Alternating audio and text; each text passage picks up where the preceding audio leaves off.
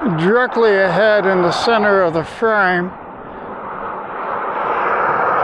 is Our Lady of the Assumption Church in Mecca.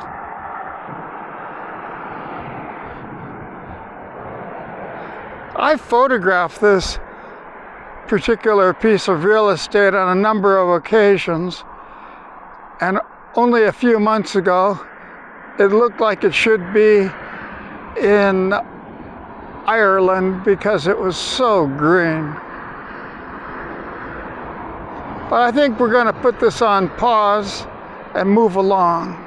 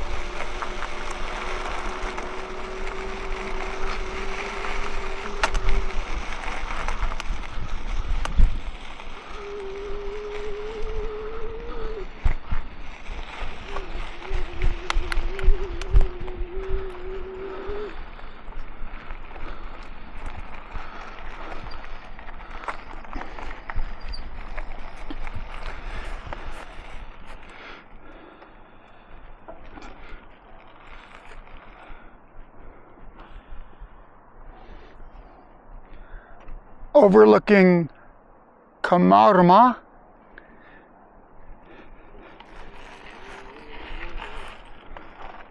Ahead, on the other side of this little valley known as Madrid Corridor, is Alcalá de Henares, and that hill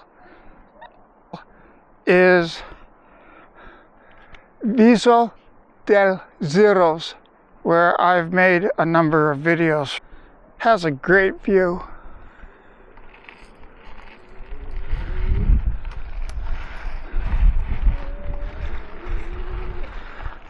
Now, I have the suspension dropper seat post in a lowered, but not all the way low position.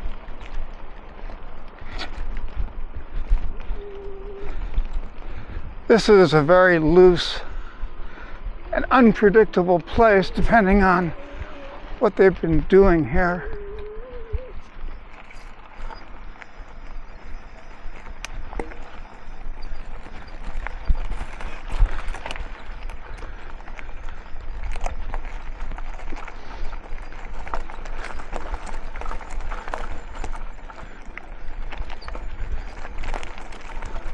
This is just one finger braking, and I'm using the front brake a bit, but not terribly hard.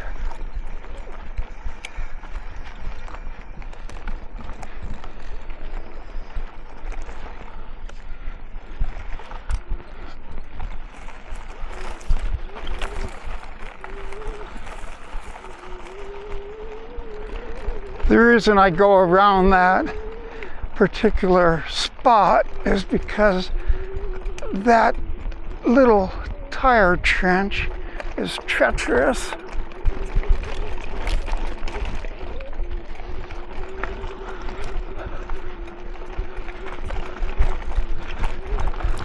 This whole stretch here is a little treacherous.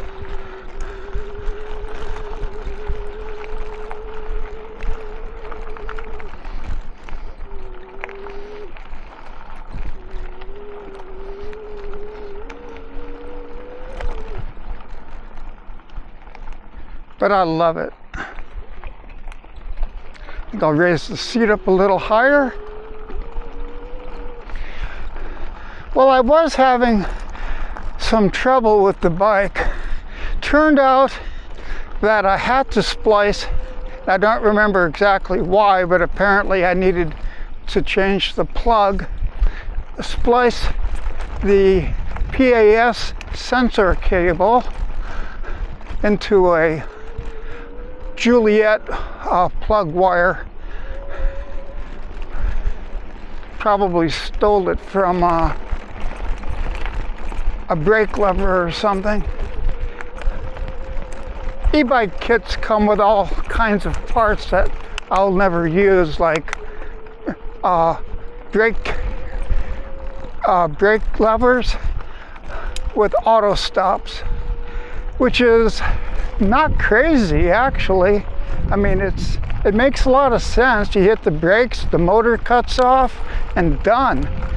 But if you stop pedaling or take your finger off the throttle, the motor stops working. So it's not necessary. I used to think it was when I first started. When I first started with e-bikes, I thought, oh, that's really critical, because all bikes seem to have them, you know, all the factory jobs.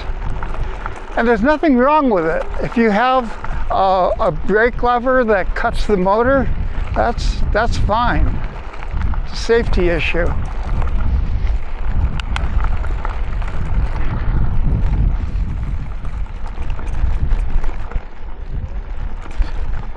At any rate, the wire where I had soldered it got one of the joints, one of the solder joints broke, so I needed to redo it. Fortunately, I didn't have to take anything off the bike to repair it, as it was only one wire. Buenas tardes.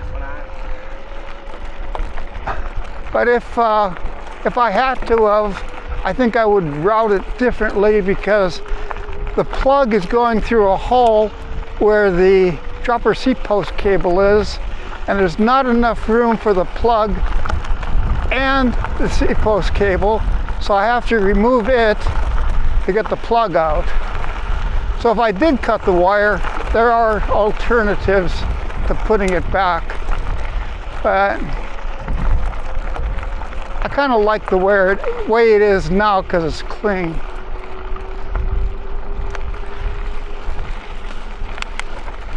I really don't think Cannondale meant for this to become an e-bike, but they made it.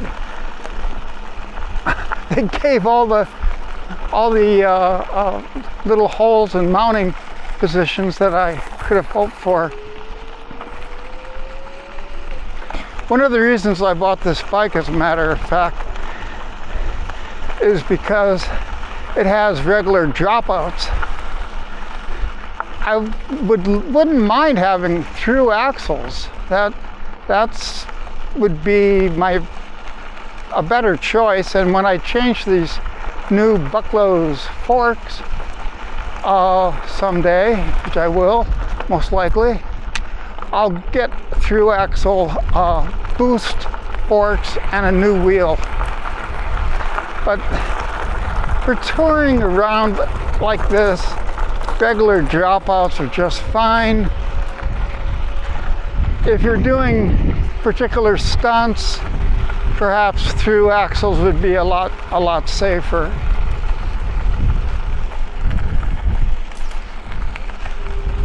There's just not that much stress on these, except perhaps when I'm braking. The disc brakes are a different dimension than rim brakes, which would normally have quick release wheels.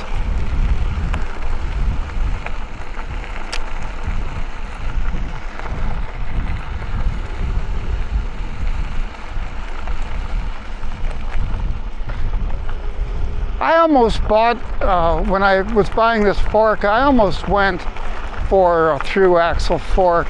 It was definitely on my mind. But then I would have had to have bought a new wheel. And there's nothing wrong with this one that came from Cannondale.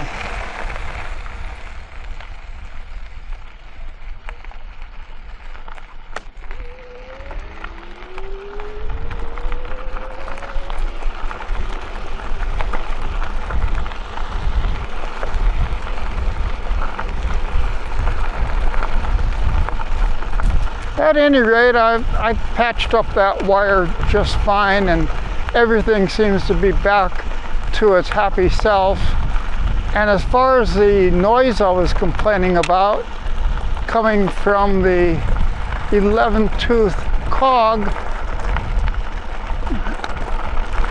I can't hear it when it's under stress.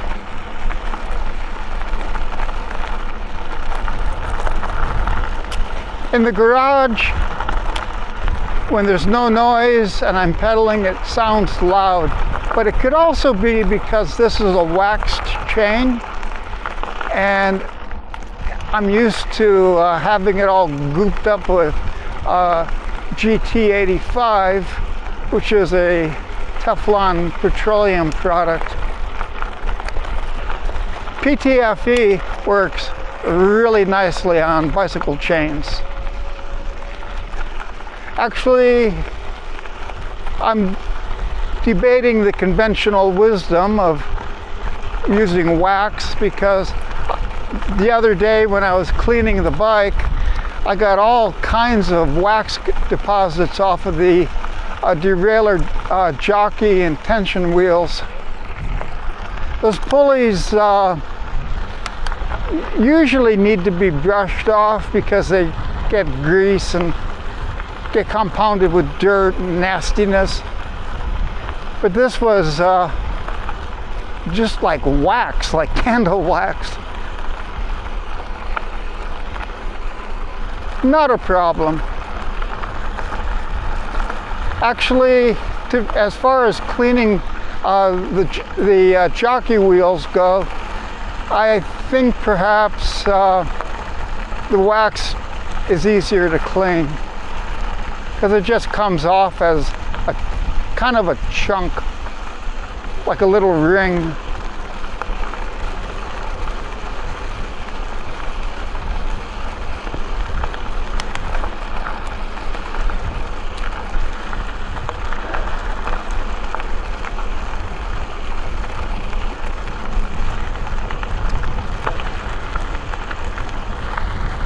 Well, I wish I would have gotten out significantly earlier, but, well, I had to write a couple stories and they can get rather intense.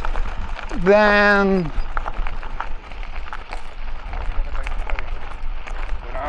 Buenas tardes. Nice little dogs.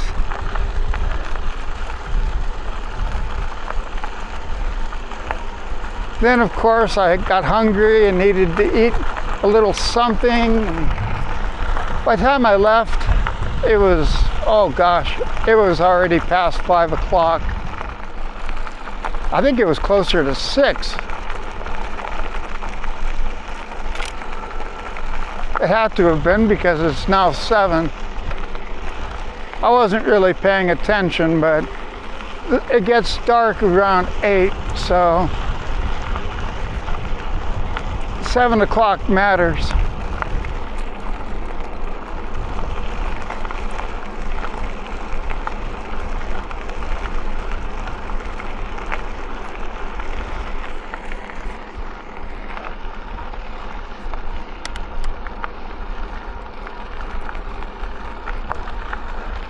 I'm not going to do the usual into the farm trails ride tonight. Well, maybe just a little bit. Yeah. It's just too pretty out not to.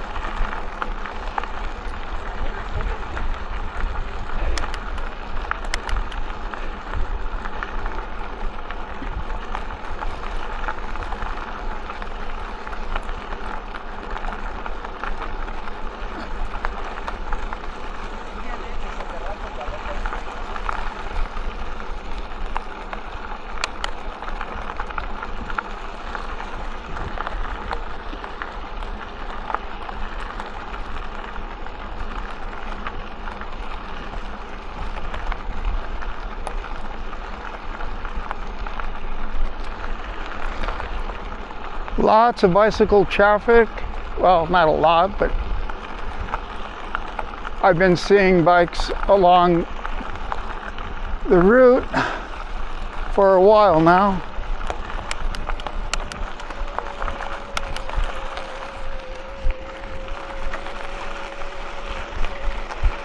This gets a little crazy.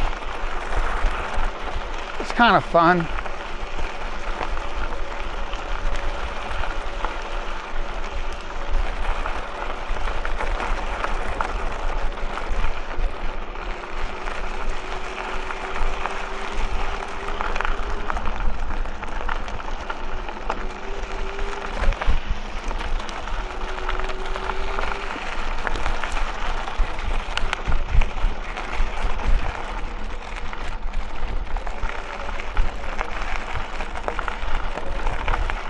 I'm thinking very seriously about heading up to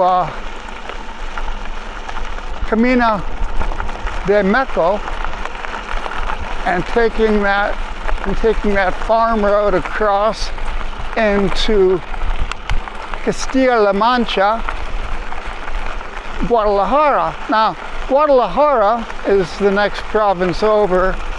Castilla-La Mancha is the state that it reports to. It's just a big old area.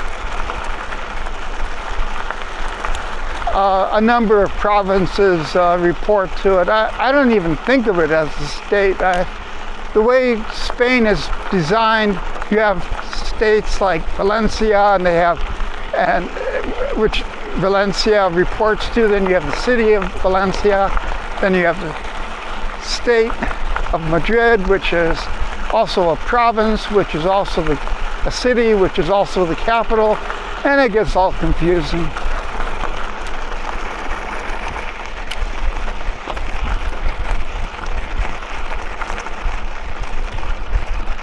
A little soupy here.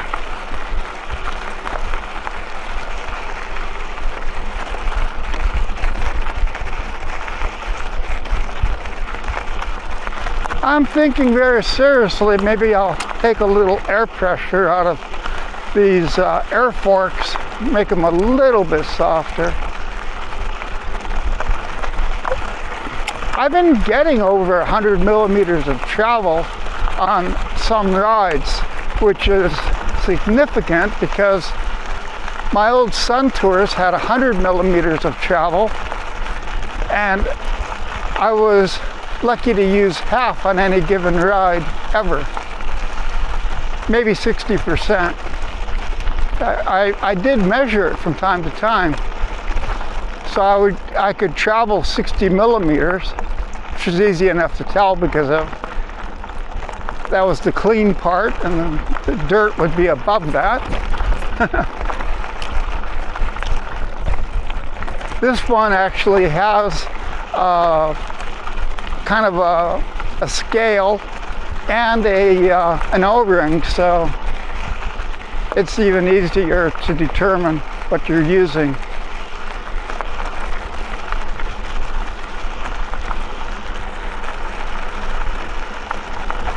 These are really budget air forks, but I thought I'd give them a shot, and to be honest, they ride significantly better than the spring forks, even though I think the spring forks were, as far as quality goes, much better. You're not gonna damage a Sun Tour XMC 30 forks unless you throw them off a cliff.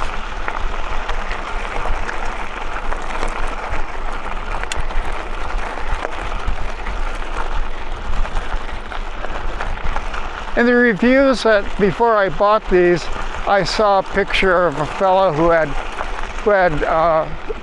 started to fatigue the stanchions. They are aluminum, and right below the crown they were beginning to crack. And I had to ask myself, that's pretty weird. I mean, yeah, that's where they would break, but why?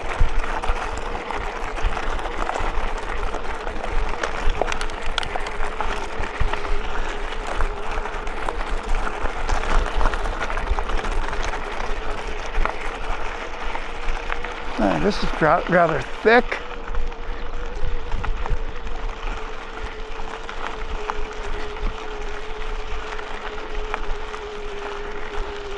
Well, I have a theory on why. I think he cased the jump and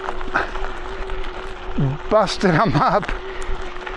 These forks are advertised to be used in touring and bicycle riding, not for stunts.